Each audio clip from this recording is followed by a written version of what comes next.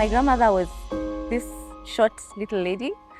And so my grandfather kept comparing her to a tree stump. So he'd call her Tira, which it's a Kikuyu name. And she had this philosophy that you're put here by God to do specific work.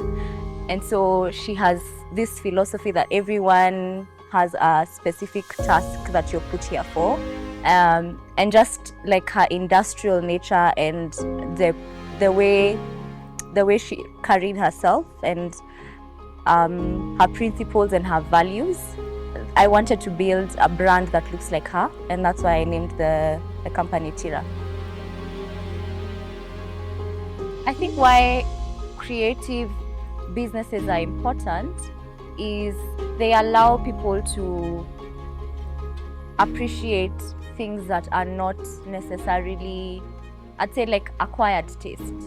I think the fact that we're showing what's possible with furniture, people are now starting to appreciate what it takes to build furniture from scratch, what it takes to build wooden furniture, why there are certain processes that have to be followed for furniture to be built in a certain way. Initially, some of those things, the perception would be like, just build a table, I just need a table. But once you start understanding the creativity and the work that goes into it, you start appreciating what comes out of the process. It was quite difficult, or rather it's been quite a challenging journey trying to build a business from scratch to where it is now. There's several challenges, as with any business. There's the challenge of building a team, challenge of getting funding, challenge of being in a space that's different than what would be typical of me. So there's been several challenges, and what I've appreciated about building Tira has been the character that has been molded out of the challenges. I think I would do it all over again because I think I'm a different person just because of the tenacity and the resilience that you have to build just to be able to scale and grow a business. One of the biggest turning points for us was leaving Nairobi. So initially we were based in our small workshop. This is where all the production was happening. And I realized that if we didn't leave, we wouldn't be able to grow as much as we wanted. So I had to make a decision to leave my friends, my life, and go to the village. So that was a huge turning point for us as a business. And that allowed us to scale the production. It allowed us to have our own workshop. It allowed us to visualize scale in a way that we couldn't have done when we were in Nairobi.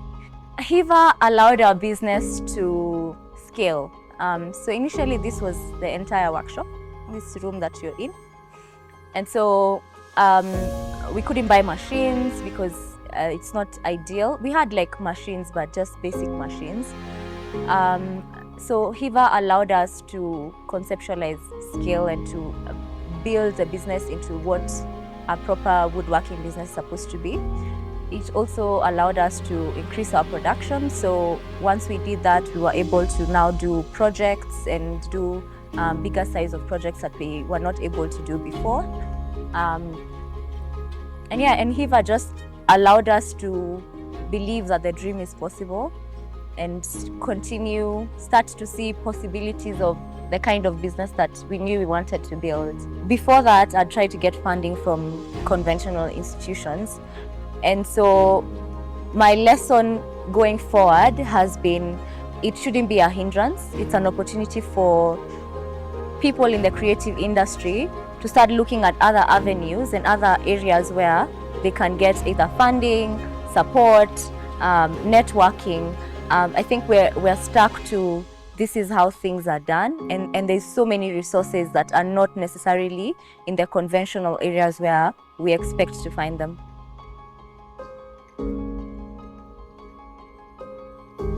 I would like to change the perception of what good wood is. Good wood doesn't necessarily have to be hardwood as we've known it. We've grown up knowing that good wood is hardwood. But good wood needs to be sustainably sourced. It needs to be grown in ways that support future generations. It needs to be legally transacted throughout the whole value chain. And so I'd like to see us have more conversations about how do we build our forestry resources in our country. At the moment, Kenya doesn't have the resources it needs to support its forestry needs. So we are forced to get our woods from East African countries and areas like the countries that have done that investment.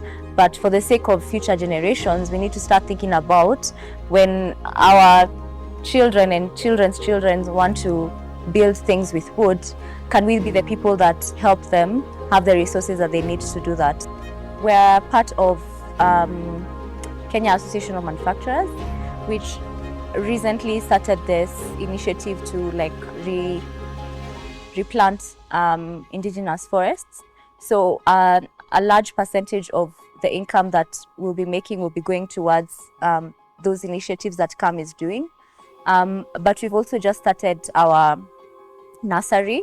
We're hoping to work with the local community in Maragua to now give them seedlings to make sure that around the area that we're located, we have seedlings and we have people who are planting and growing the trees, because planting is one thing, but making sure that the tree actually grows and becomes a full tree is a whole other thing. And that's one of the things that I'm passionate about, having those conversations and doing things in a way that we're heading towards that trajectory.